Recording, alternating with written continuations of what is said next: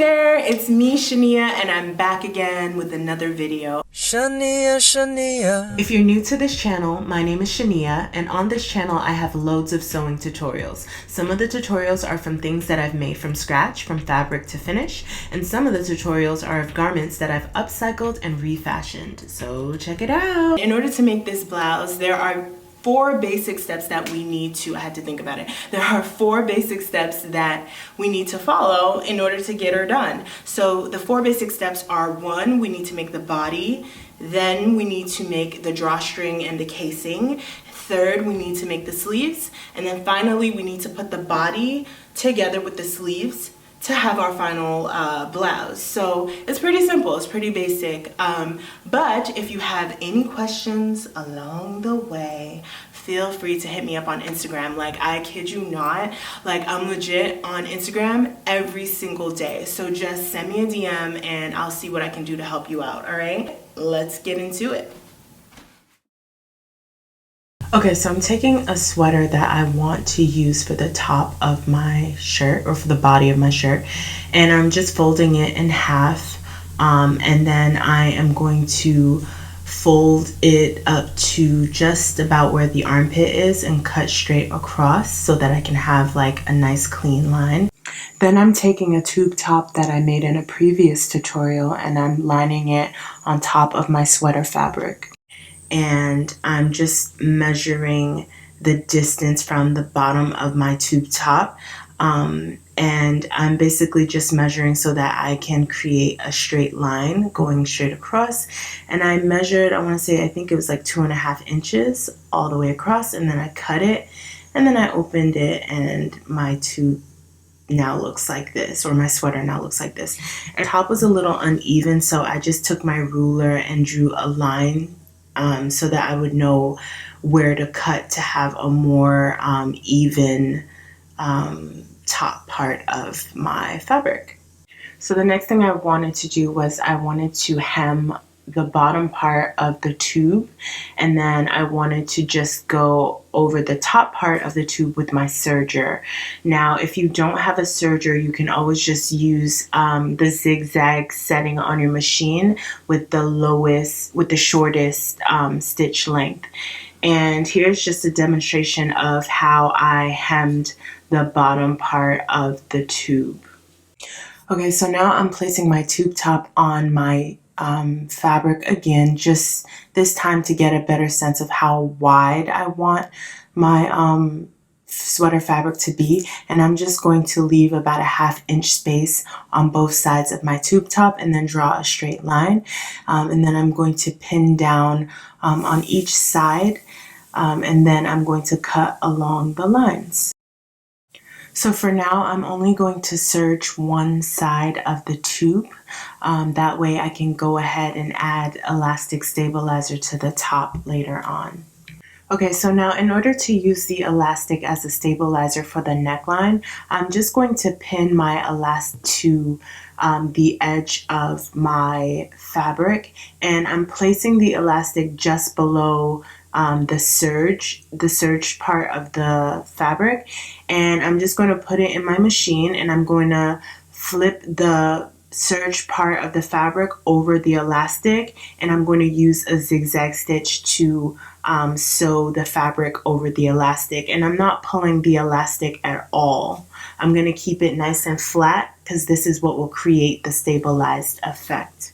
It should look something like this. I know it's a little difficult to see because it's all black, and then if you need to, you can just cut off the extra bit of elastic on each side. Then close the fabric so that it's wrong side out, and you want to do a straight stitch about a 1/2 inch inside of the edge, and then for a professional finish you'll serge the edge, or use your zigzag stitch if you need to. Okay, so now it's time for us to create our drawstring.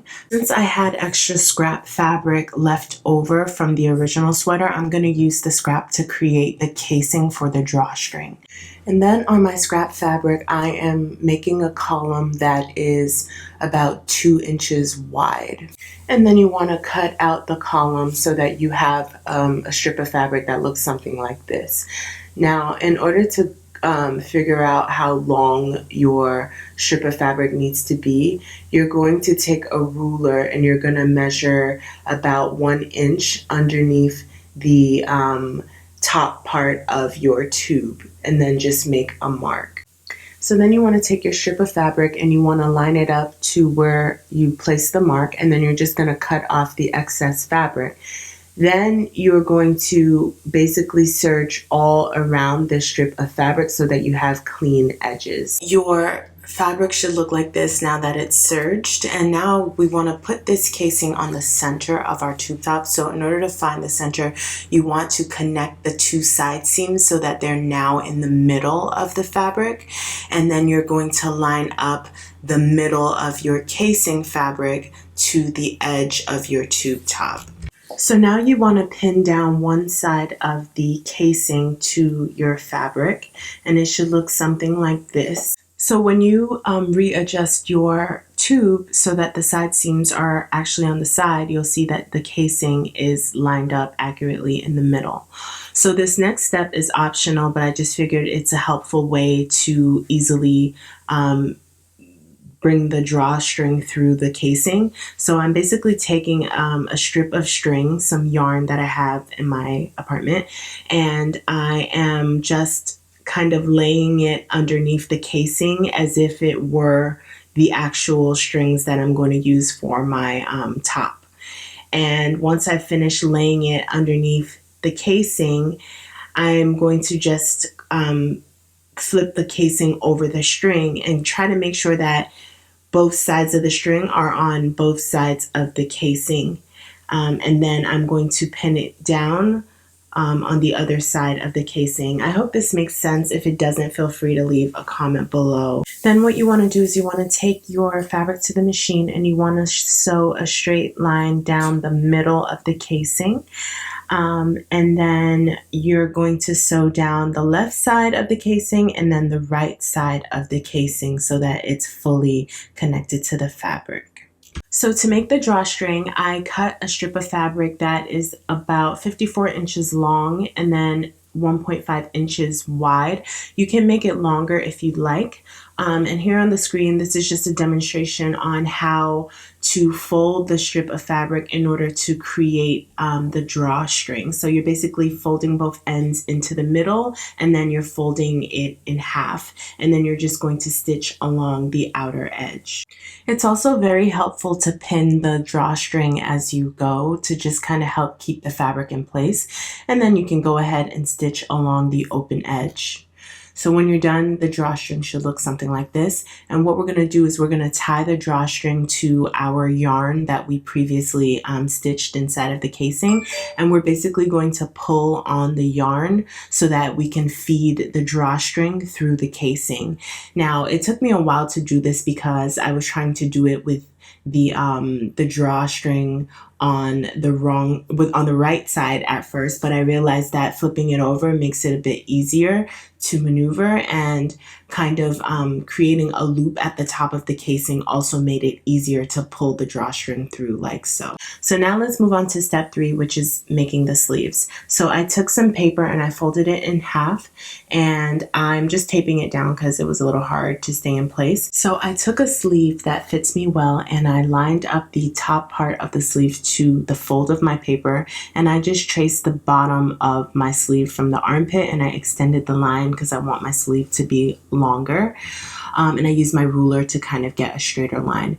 And then I just traced the armhole curve by holding it in place with my finger and then moving the fabric to the side so that I could more accurately trace the armhole. So this is what my sleeve pattern looked like originally. I know it's not the neatest, so I just kind of took my ruler and trued up the lines so that they would be a little bit more straight and accurate.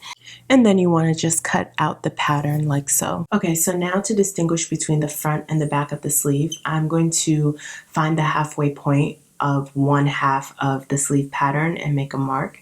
And then from that mark, I'm going to measure 1 inch down and make another mark. Okay, so now I'm going to use my curved ruler to connect the outer edge to that point we just made, and then again to the midpoint of the sleeve pattern.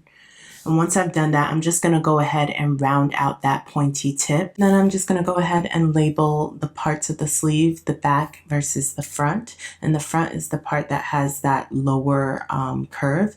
And then I'm just going to cut out the front part of the sleeve so that we have our final sleeve pattern. So then you want to measure the bottom part of your sleeve, and then you're going to take that measurement and divide it by 4. So if you can see here, I already have lines on my pattern because I made the mistake of dividing the length by 3. So the easiest way to do it is to literally just take your measuring tape and to fold your measuring tape so that you get 4 quarters, and then make a mark. And then from those marks, you're just going to draw a straight line up till you get to the top of your pattern. And then I am going to cut out the new lines that I made, and I just put X's on the old line so that I wouldn't get confused. And when you're done, you should have 4 separate pieces. Then you're going to take your 4 pieces and you're going to put them on top of a new piece of paper. And I decided to separate each piece by 2 inches. So they're 2 inches apart, but you can do whatever you prefer. Just know that the farther apart you do it, the more puffy your sleeve is going to be. So once you've taped down your 4 panels, you want to go ahead and just trace along the outer edge of all of the panels, and this is going to create the new sleeve pattern. And then I just removed the 4 panels, and then I connected all of the lines so that I could create one unanimous outline for my sleeve pattern. When you're done, your pattern should look something like this. Now you can see I have a little bit of space underneath that line, and that's because I decided I wanted to make my sleeve like extra long, but it's not necessary for you to add extra space if you don't want to. The next thing I did was I put my pattern on top of 2 layers of sheer fabric just so that I can have 2 sleeves, and I cut all around the pattern, but I left about a 1/2 inch extra of space outside of the pattern. But then when I remove the pattern from the fabric, then I have 2 sleeve patterns like this, and I just made a notch on both layers of the sleeve pattern so that I know it's the back of my sleeve. The next thing to do is to serge all around the edge of both sleeve patterns. Now, in order to measure how much elastic you'll need for your wrist and for your shoulders, you're just going to take your elastic and lightly pull it to measure how much you'll need for your shoulders and how much you'll need around your wrist. For the wrist, I didn't pull it all that much. I just left it loose as it was, but for the shoulder, I pulled it slightly. So in order to put our sleeve together like this one here, we're basically going to take the elastic that we measured for our shoulder, and we're going to pin one end of the elastic to one end of the top part of the sleeve pattern, and then we're going to pin the other end of the elastic to the other end of the sleeve pattern. We're going to fold the elastic in half to find the midway point, and then we're going to pin that midway point of the elastic to the midway point of the top of the sleeve pattern. And then we're just going to stitch it, but we're going to make sure to stretch the elastic slightly while we stitch the elastic. Then I measured 4 inches from the bottom of my sleeve, and I made a mark, and I made several marks to the point where I could connect them all to draw a straight line, and this is where my elastic is going to go. And then I'm basically going to repeat the same step with the elastic that I measured for my wrist. I'm just going to pin one end to one end of the sleeve, one end of the elastic to the other end of the sleeve, and then pin the midpoint of the elastic to the midpoint of the sleeve along that white line that we marked up. And then you're going to lightly pull while you use a zigzag stitch. So here you can see that I am stitching the elastic onto the fabric, and I'm using a zigzag stitch, and I'm just lightly pulling on the elastic. You don't want to pull too much because then it's going to be super tight on your body. Okay, so now your sleeves should look like this, and what you want to do is you want to fold them in half so that they're wrong side out, and you're just going to pin the edges together, and then you're going to sew inside. Remember your 1/2 inch seam allowance, and you're going to use a straight stitch to sew these sleeves closed. So after sewing, your sleeves should now look something like this, and you want to turn them so that they're right side out. Okay, so now that we have our sleeves, it's time for us to do the last step, which is to attach the sleeves to the body of the top. So now we're going to rearrange our top so that the side seams are sandwiched on top of each other and are in the middle. And then we're going to line up the seam of our sleeve to the seam of our body for the top, and we're going to pin it down. Then we're going to measure 1.5 inches to the left of the seam, and we're going to pin the sleeve down to the body, and we're going to repeat the same thing on the left of the seam. So measure 1.5 inches and then pin down the sleeve to the body of the top. Then you're going to repeat the same steps with the other sleeve. And when you're done, you're going to use a zigzag stitch to sew from one clip to the middle clip to the other clip. And you don't need to stretch while you're sewing the sleeve to the body of the shirt. And that is it. And this is what your top should look like.